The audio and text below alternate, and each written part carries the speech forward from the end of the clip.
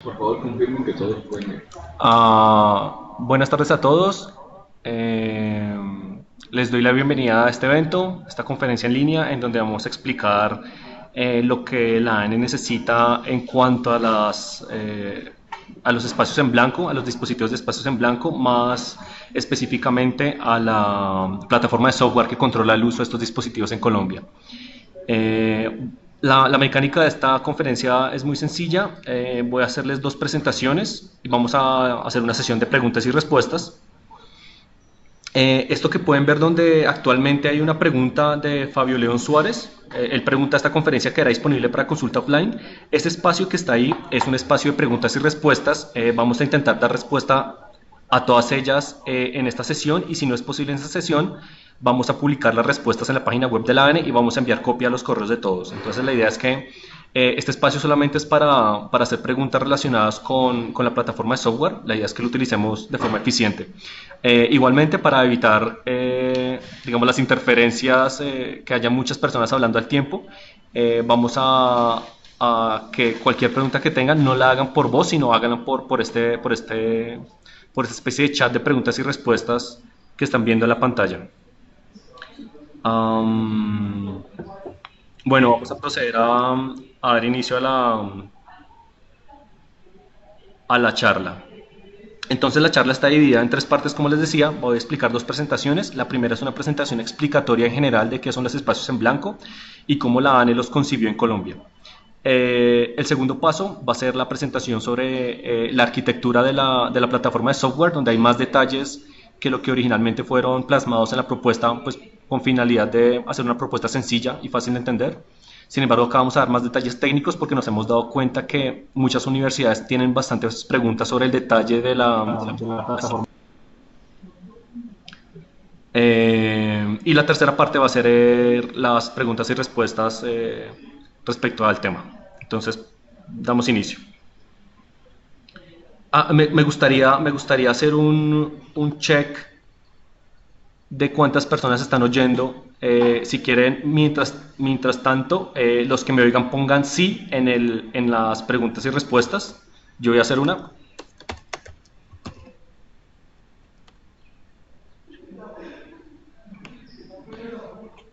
Ya César Ariza responde que sí.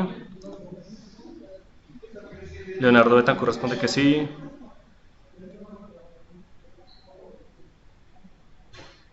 No sé si los que no responden no me oyen o no están en la charla. Ya, hay personas que están contestando en la conversación. Hay dos chats diferentes en esta aplicación. Una es la llamada conversación y otra es donde acabo de escribir si me oyen. Entonces ya veo que bastantes personas han respondido. Listo, entonces comencemos.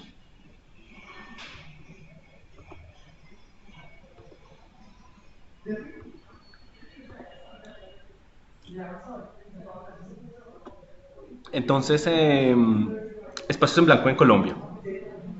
Vamos a dar una pequeña definición de qué son los espacios en blanco. Los espacios en blanco son canales o frecuencias que no están siendo usados por la televisión abierta en algunas partes del país, y que estas frecuencias no usadas pueden ser utilizadas para algún otro tipo de aplicaciones de telecomunicaciones, claramente sin afectar a los usuarios principales de la banda de televisión, los usuarios con atribuciones primarias al espectro.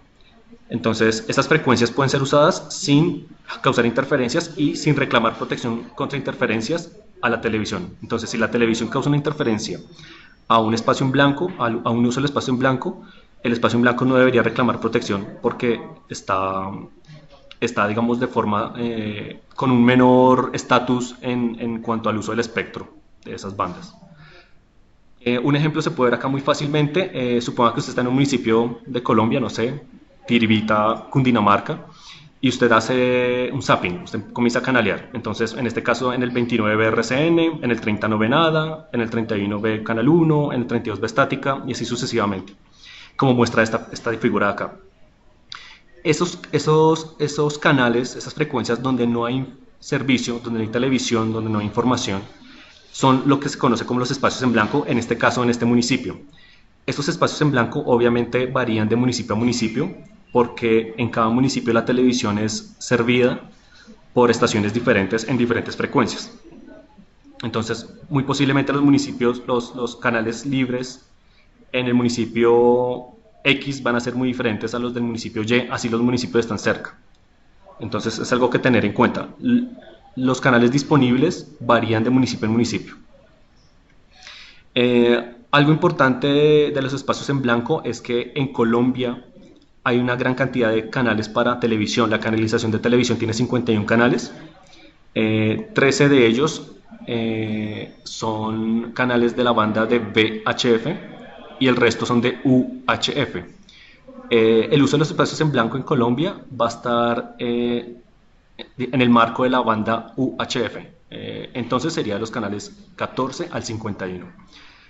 Si uno mira, solamente aproximado 10 canales son usados en cada municipio de Colombia, lo que evidencia una gran cantidad de canales disponibles para aplicaciones diferentes de telecomunicaciones.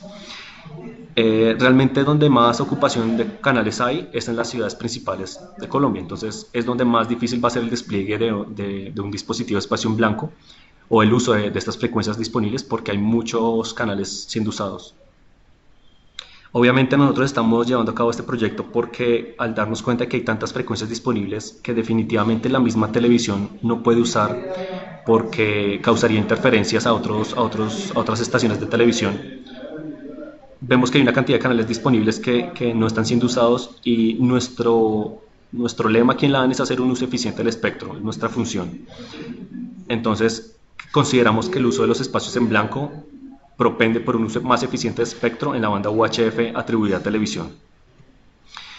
Aquí hay una especie de esquema sobre la topología de la red, de cómo sería el uso de los dispositivos de espacios en blanco en la banda de televisión.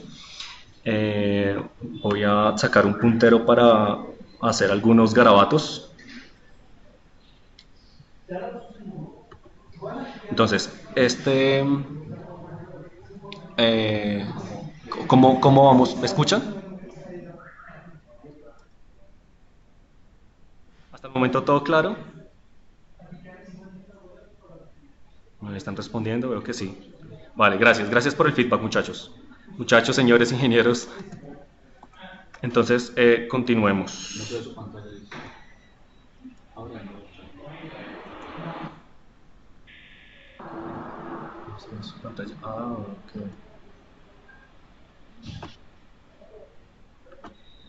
Pero está viendo la presentación. ¿Están viendo la presentación? Acabo de compartir, creo que no tenía compartido el escritorio. Hay un descuido mío.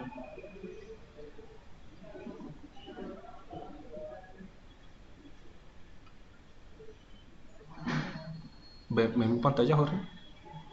Vale, ahí está. Bueno, entonces continuemos. Entonces, como les venía diciendo, esto es un esquemático de la configuración de red, de la topología de red, del uso de los dispositivos de espacios en blanco. Este dispositivo que está acá es el dispositivo maestro.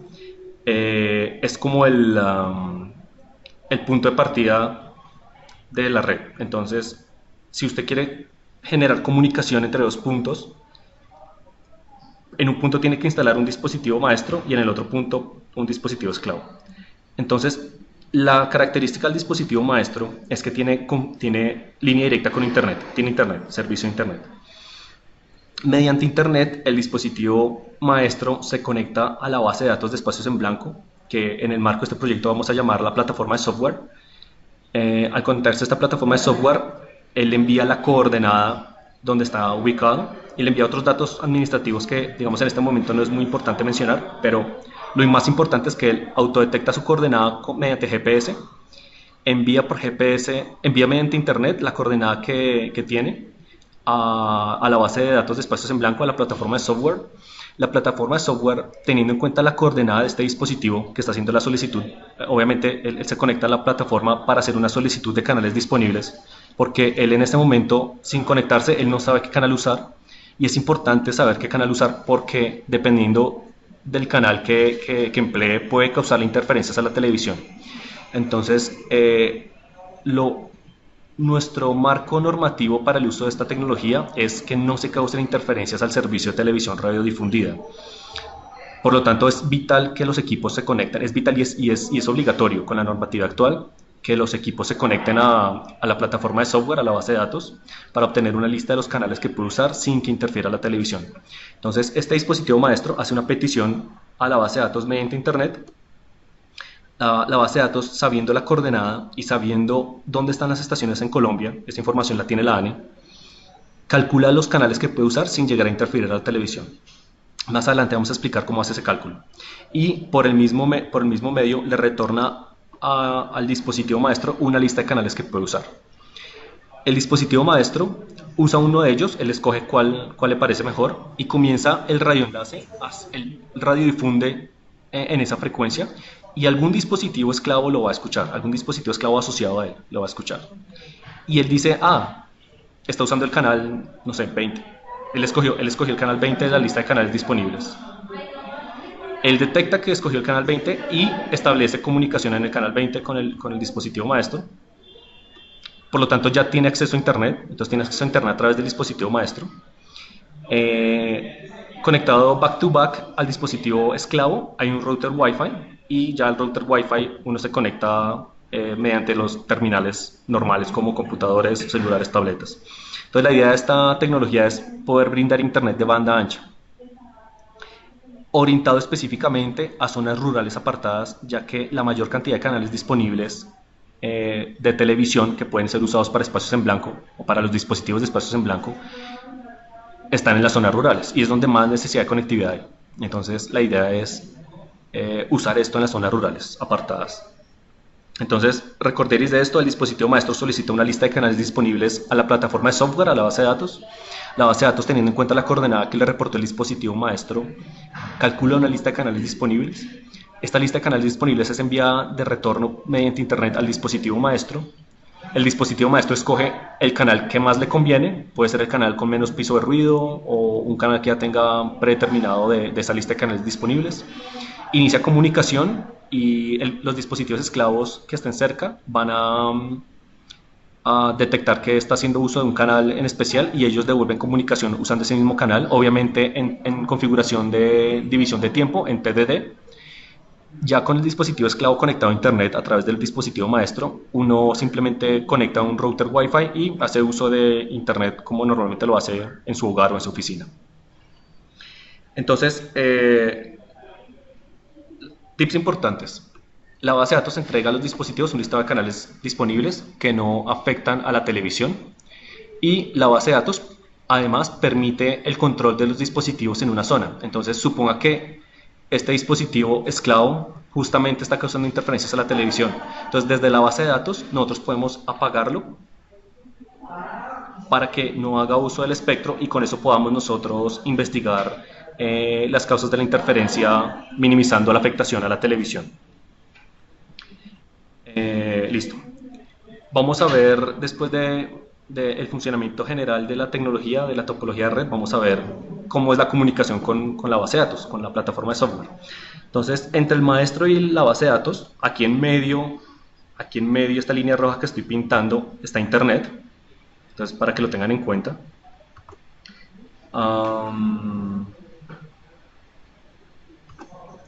El dispositivo maestro empieza haciendo una petición de canales disponibles a la base de datos.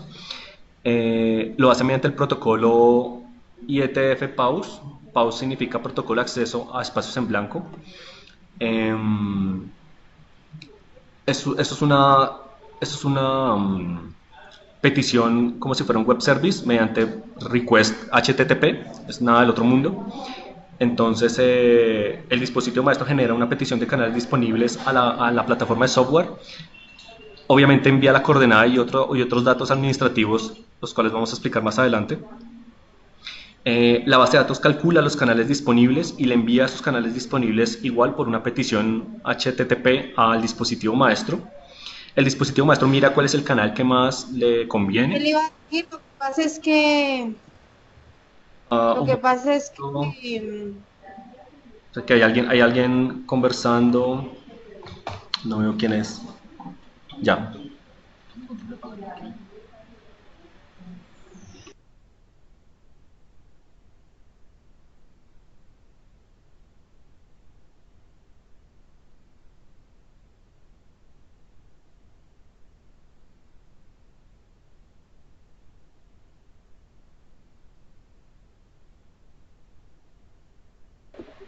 Acabo de ver eso.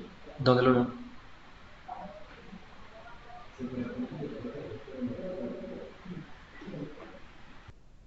Aló, aló, aló. Voy a continuar. Es que había alguien hablando de fondo. Bueno, prosigo.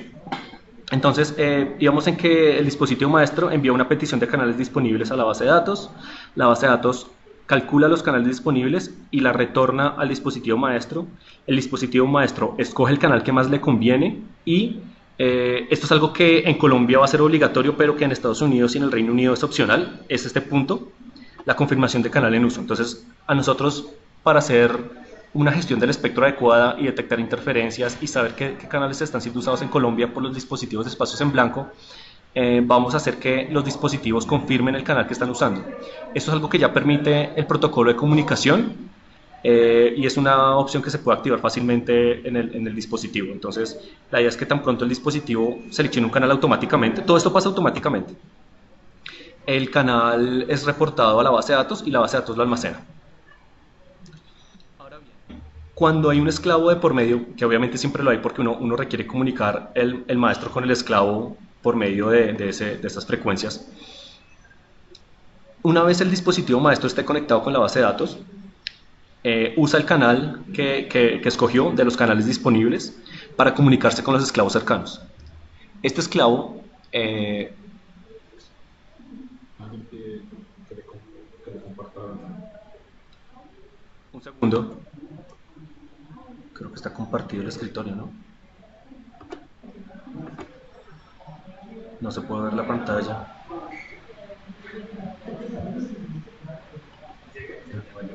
¿Usted lo ve?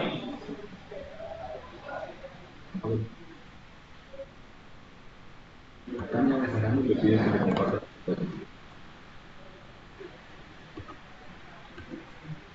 Probablemente le sirva.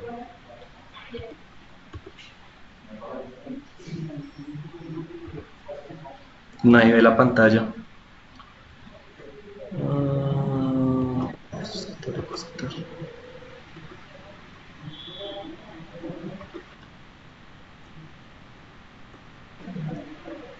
¿Usted la ve?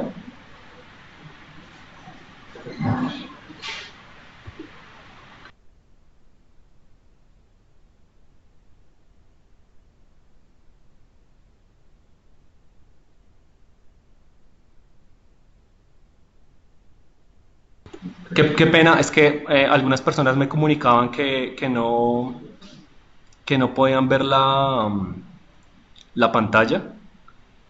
Voy a volver a... me dicen que los que no vean tienen que darle clic en una opción llamada región de contenido. Normalmente cuando comparto la pantalla automáticamente ustedes la deben ver, pero de pronto en algunos computadores no toca darle una opción de región de contenido. Entonces, para que lo tengan en cuenta.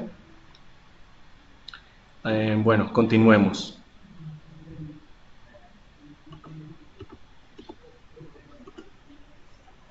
¿Lo ve? Vale, continuemos. Entonces, una vez el dispositivo maestro... ¿Y así grande lo ve? Sí. Una vez el dispositivo maestro detecta que hay un dispositivo esclavo cerca, radiodifunden su frecuencia, o sea, él detecta cuando radiodifunden la frecuencia que escogió. Los esclavos, al sentir que hay un dispositivo de espacios en blanco maestro que está tratando de comunicarse con ellos devuelven el mensaje usando la misma frecuencia y el primer mensaje que envían es una petición de canales disponibles para el esclavo. Uno dice, bueno, ¿por qué el esclavo pide también canales disponibles si ya el dispositivo maestro tiene una lista de canales disponibles? Esto es una cosa muy importante y es porque tengan en cuenta que con estas potencias y estas bandas de frecuencias bajas uno puede lograr distancias de hasta 15 kilómetros de comunicación. Entonces entre el esclavo y el maestro pueden haber 15 kilómetros. Obviamente pueden estar en municipios diferentes y como estaba comentando al comienzo de la charla, la disponibilidad de canales en los diferentes municipios es diferente. Entonces puede ser que en el municipio donde está el maestro, los canales disponibles sean unos, por ejemplo acá sea el 20, y el 21. Disculparán el mal pulso. El esclavo está en otro municipio y puede ser que el esclavo solamente tenga libre el 21 y el 23. Entonces la lista de canales disponibles no necesariamente es igual. Y eso hay que evaluarlo. Entonces el protocolo de comunicación de los espacios en blanco tiene en cuenta eso. Por lo tanto, el esclavo hace una petición de canales disponibles al maestro y el maestro se la rebota a la base de datos. Entonces la base de datos va... Inicialmente el maestro se comunica con la base de datos para pedir sus propios canales. Entonces él dice, mire, este soy yo, soy el maestro y me quiero comunicar y quiero una lista de canales disponibles. Cuando un esclavo pide los canales disponibles a través del maestro, el maestro le dice a la base de datos, oiga, este es un esclavo mío y necesito canales disponibles para él y él está en esta otra coordenada. Entonces el esclavo en esta trama de datos envía su coordenada, obviamente el esclavo también tiene GPS, envía su coordenada, el dispositivo se la rebota a la plataforma de software. La plataforma de software calcula unos canales disponibles dependiendo la ubicación del dispositivo esclavo, la retorna acá, el maestro la refleja al esclavo y con esa lista de canales disponibles los dos dispositivos se ponen de acuerdo en un canal que tengan en común en sus listas de canales disponibles. Entonces en este ejemplo donde el maestro tiene el 20 y el 21 y el esclavo tiene el 21 y el 23, el único canal, digamos, que en este caso se comparte es el 21, entonces solamente podrían iniciar comunicaciones en el canal 21. Al detectar a los dos dispositivos al hacer esa conversación, ya saben que es el 21 y este dispositivo genera una confirmación de canal de uso que el maestro retorna a la base de datos para control de la ANI. Entonces, ya sabiendo cómo es en general la comunicación entre los dispositivos y la base de datos, podemos pasar, bueno, estas son las diapositivas que tengo sobre unas pruebas de laboratorio que hicimos para saber qué tanta interferencia había entre un dispositivo de espacios en blanco y una estación de televisión. Estas las vamos a saltar por el momento porque no son muy relevantes para lo que estamos viendo. Sin embargo, nosotros hicimos esas pruebas y sabemos los valores de potencia, las relaciones de potencia entre las dos tecnologías para que no hayan interferencias. También hicimos unas pruebas piloto, esto tampoco es muy relevante en este momento. Igual la presentación la voy a compartir con todos ustedes para que miren los detalles.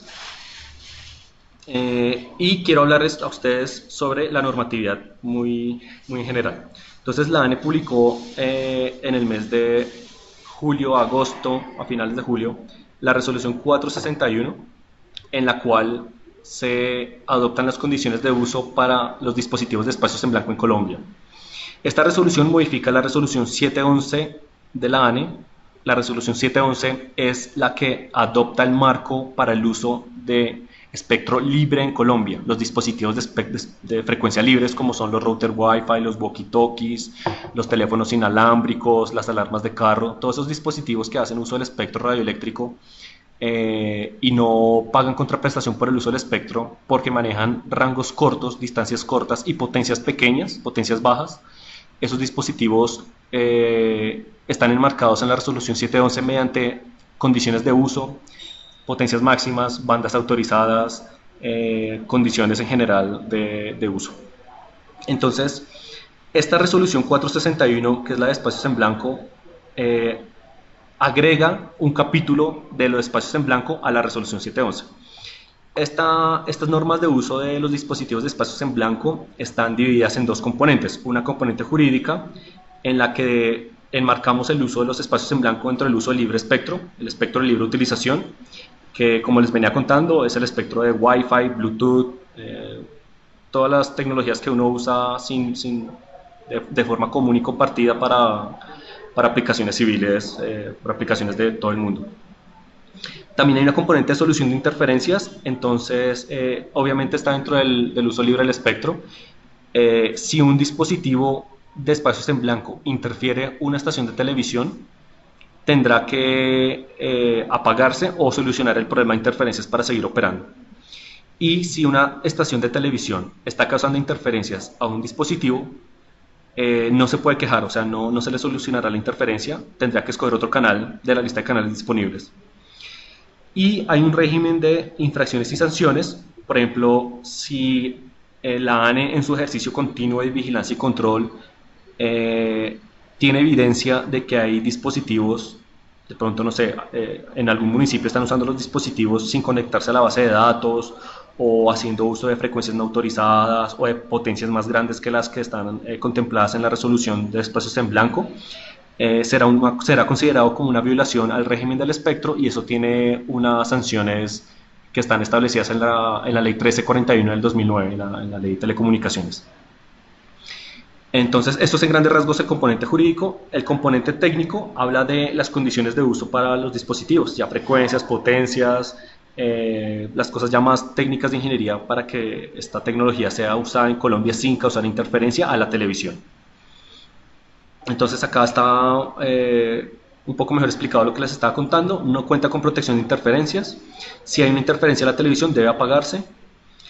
Esto es algo, este punto, tercer punto, es algo que todos los dispositivos de uso libre tienen que cumplir.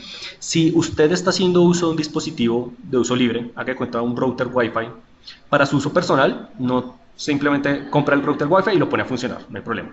Pero si usted está prestando servicios a terceros, servicios de telecomunicaciones a terceros, usando ese router Wi-Fi, usando frecuencias de libre utilización, es necesario que se registre ante el Ministerio de Tecnologías de la Información y las Comunicaciones para que se le habilite para poder prestar este tipo de servicios.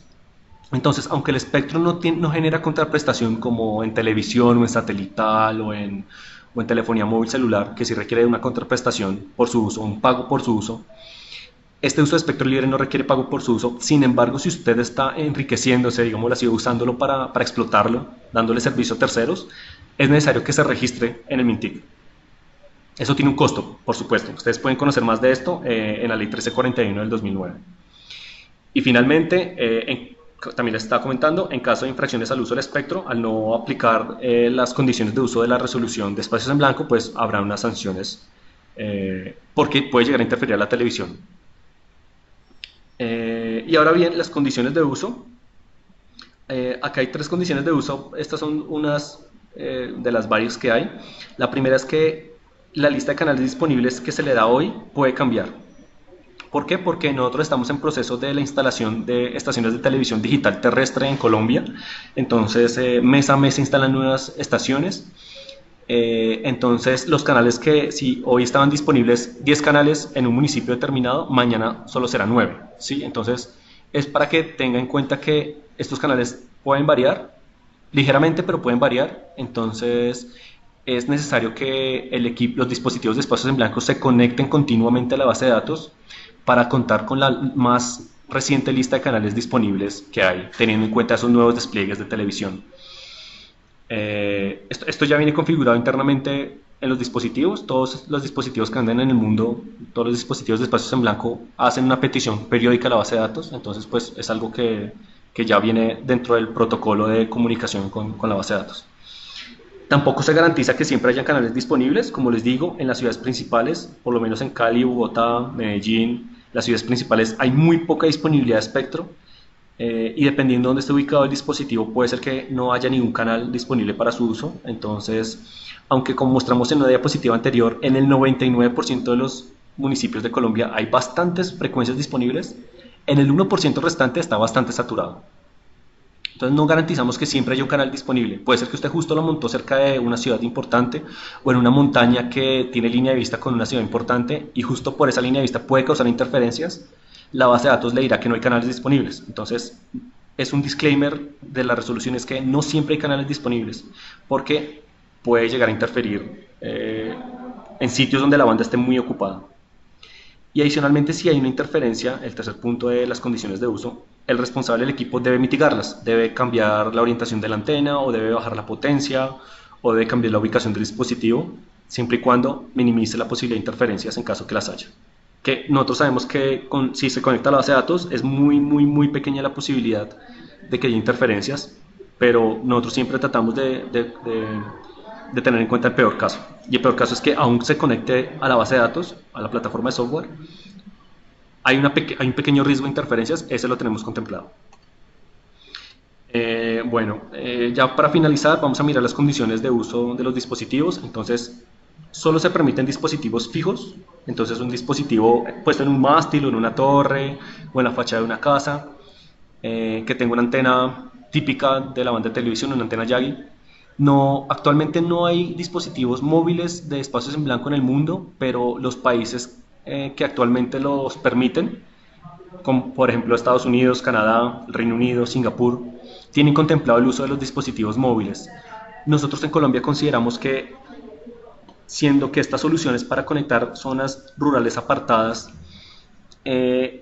los dispositivos fijos obviamente al tener una antena exterior grande y tener más potencia que un dispositivo móvil, los dispositivos fijos siempre van a tener más distancias de conectividad más grandes, por lo tanto ellos sí van a permitir conectar esas zonas alejadas, mientras que un dispositivo móvil tiene pues restricción de antena, porque es la antena que está dentro del dispositivo, es un dispositivo portátil, y obviamente tiene restricciones de energía, porque pues funcionan con baterías. Entonces estos dispositivos no van a tener distancias grandes de comunicación y no nos van a servir para conectar zonas rurales apartadas. Obviamente también hay otro motivo para no permitir los dispositivos fijos, y es que nosotros en la ANE, teniendo en cuenta lo que el argumento anterior, solo hicimos pruebas de compatibilidad entre dispositivos fijos y televisión. Obviamente habrá que hacer estudios adicionales para permitir los dispositivos móviles, pero sabemos que no cumplen con las metas de conectividad de zonas rurales apartadas. Entonces, por el momento, en esta etapa inicial, solo vamos a permitir dispositivos fijos, que son los que actualmente se venden en el mundo. Hay un límite de potencia, 1 vatio por cada canal de televisión. Hay un límite de hay un límite de la ganancia de antena que usted le puede conectar, 14 DVDs. Esta es una ganancia de antena generosa, digámoslo así, es una antena Yagi grande. Una antena Yagi grande normalmente tiene aproximadamente 11, 12 DVDs de ganancia. Nosotros dejamos un poco más para permitir antenas Yagi un poco más grandes. Pero digamos ya arreglos de antenas, poner varias antenas una junto a la otra para tener más ganancia, obviamente va a permitir comunicaciones a más largas distancias, pero también interferencias a más largas distancias. Entonces por eso restringimos la ganancia máxima de antena y la potencia máxima de antena, para minimizar el potencial interferente, minimizar la distancia a donde hay interferencias de los dispositivos a la televisión. Obviamente también tenemos unos límites de emisiones no deseadas en canales adyacentes, para no interferir la televisión en canal adyacente. También tenemos unos límites de altura máxima de antena, entonces uno no tiene permitido instalar antenas de los dispositivos de espacios en blanco a alturas mayores a 50 metros sobre la altura del terreno, porque si usted obviamente la pone en una torre que tenga 150 metros, pues así como va a poder llegar a zonas más alejadas, también va a aumentar el potencial interferente de un dispositivo de espacios en blanco. Entonces puede llegar a interferir mucho más lejos y eso puede ser contraproducente. Entonces, por eso también hay una restricción a la altura máxima de la antena. También hay una restricción a la altura máxima de la montaña, digámoslo así, donde se instala el dispositivo con respecto a su alrededor. Porque no es lo mismo si yo instalo un dispositivo en una montaña muy, muy, muy alta. Obviamente va a ser parecido a lo que estaba explicando anteriormente, van a haber interferencias de más largo alcance que pueden generar problemas con la televisión. Entonces hay una altura de montaña máxima donde se pueden instalar, y esta altura de montaña máxima se mide sobre el promedio de altura del terreno alrededor de esa montaña. Esto es un cálculo que usa mucho la FCC, la Comisión Federal de Comunicaciones de los Estados Unidos, y la Unión Internacional de Telecomunicaciones. Entonces es un cálculo muy sencillo de hacer, de pronto si alguien quiere lo puedo explicar en detalle más adelante. También tenemos que cualquier responsable debe solucionar cualquier interferencia que se presente, teniendo las medidas que acabo de mencionar anteriormente. Por ejemplo, bajar la potencia del dispositivo, apuntar la antena en una zona, en un azimut diferente, mover los dispositivos del lugar, alguna de esas medidas que minimicen la interferencia a algún usuario de televisión. Y obviamente la televisión tiene total prioridad sobre los dispositivos, porque la televisión está pagando por el uso del espectro. Los operadores de televisión tienen esa banda atribuida a título primario y a ellos hay que respetar por encima de este tipo de uso libre del espectro. Algunas otras condiciones que hay que cumplir, obviamente que se conecte solamente a la base de datos que disponga la ANE, que es la que vamos a hacer en el marco de este proyecto, que los dispositivos deben tener GPS incorporado. Actualmente los dispositivos no cuentan con GPS incorporado, los que se venden en el mercado, pero los fabricantes están comenzando a diseñar dispositivos con GPS automático. También solicitamos que se envíe la información de contacto del responsable. Entonces, así como el dispositivo envía la coordenada, el dispositivo tiene que ser configurado para que envíe el nombre del responsable, la dirección física, su número de contacto, el correo electrónico. Estos datos nos ayudan para, si hay una interferencia, contactarnos con esa persona y solicitarle que corrija la interferencia. Obviamente, si la persona se le olvidó poner el nombre de contacto o lo puso mal o digamos que a propósito puso datos diferentes, si nosotros contactamos a la persona en caso de una interferencia y no logramos contactarnos con ella, pues desde la base de datos podemos apagar el dispositivo. Otra característica de uso es que los dispositivos deben confirmar el canal. Como les digo, el protocolo lo permite, solamente es decirle a la configuración del dispositivo que por favor reporte el canal que eligió. También pues no se permite configuración manual de canales, o sea, si usted se conecta a la base de datos, es para que la base de datos le entregue los canales disponibles de la zona. ¿De qué sirve que yo le entregue, bueno, que la base de datos le entregue los canales disponibles si el usuario va a terminar escogiendo el canal que él quiere, que puede que no está en la lista de canales disponibles? Y si no está en la lista de canales disponibles, va a causar interferencia a la televisión. Entonces, por eso no permitimos que se use manualmente. En Estados Unidos, por ejemplo, sí se permite. Lo que le dicen a los usuarios es, solicite los canales disponibles y usted mismo elíjalo de la lista. Pero entonces sea para que hayan errores o sea para que la persona, al caso de no encontrar canales disponibles, ponga cualquiera. Digamos, compró el dispositivo y dice, no, acá no hay canales, pero yo voy a poner cualquiera. Entonces ahí podría causar interferencia a la televisión y iría en contra del régimen de uso del espectro. También pedimos que se hagan solicitudes periódicas cada 24 horas. Entonces, una vez al día, los dispositivos se van a contactar con la base de datos y le van a preguntar otra vez una lista de canales disponibles. Esto con el fin de que cuenten con la más actualizada información para no interferir a la televisión, igualmente considerando que estamos en despliegue de la televisión digital continuamente. Entonces van a haber algunos canales poco a poco que se vayan ocupando por estas nuevas estaciones de televisión digital. Listo, entonces acá concluye la primera parte de la charla. Vamos a pasar a explicar la arquitectura de software.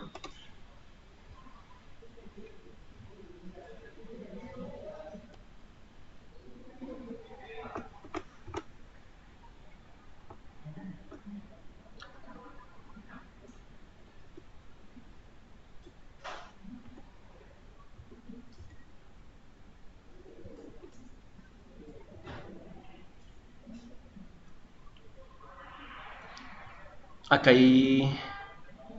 Si tienen algunas preguntas, por favor, háganlas donde estoy escribiendo hacer preguntas acá. En la sección preguntas. En la sección preguntas y respuestas de la aplicación. Entonces veo que ya hay algunas preguntas. Vamos a responder las que estén en la sección preguntas y respuestas.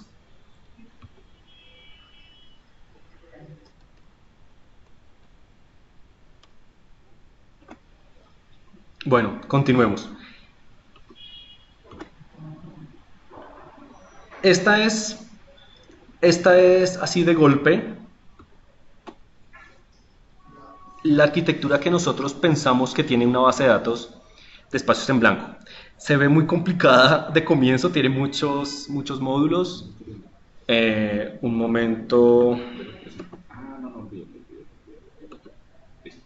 ¿Sí? Ok, me estaban diciendo que no había presentación, pero ya lo cuadramos. Entonces se ve un poco impactante al comienzo, vamos a explicarlo de forma más sencilla. Entonces, la primera parte es la comunicación de la base de datos con cualquier dispositivo de espacios en blanco. Yo respondo.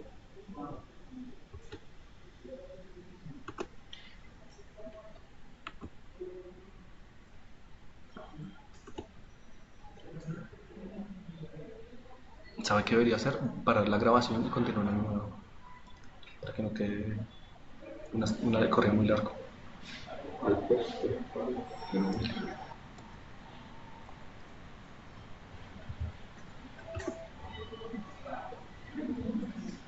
Voy a detener la grabación para que no quede un archivo muy grande de video, para que sea más fácil de subir después. Posiblemente la subimos al canal YouTube de la ANE.